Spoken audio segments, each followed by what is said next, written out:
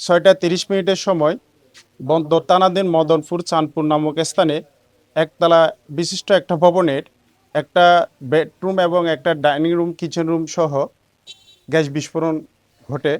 উক্ত গ্যাস বিস্ফোরণের ফলে আমরা পরবর্তীতে জানতে পারি 5 জন অগ্নিদগ্ধ হয়ে বার্ন ইনস্টিটিউটে ভর্তি আছেন।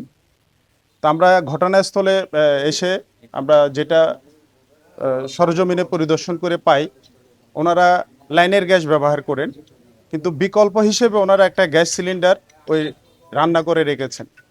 তো আমরা আনুমানিক ধারণা করতেছি এই গ্যাস সিলিন্ডার থেকে গ্যাস লিকেজ হয়ে রান্নাঘর এবং বেডরুমের মধ্যে আবদ্ধ অবস্থায় ছিল।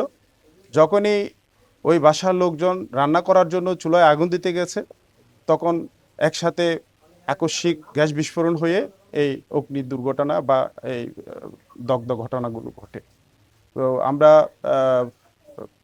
এখানে বার্ন ইউনিটে যারা ভর্তি হয়েছেন ওনাদের এখানে আমরা লোক পাঠিয়েছি, ওনাদের কি অবস্থা এগুলো নিয়ে আমরা খোঁজখবর নিচ্ছি। আমরা পরবর্তীতে জানাতে পারবো আসলে মানে তাদের প্রকৃত ঘটনা কি।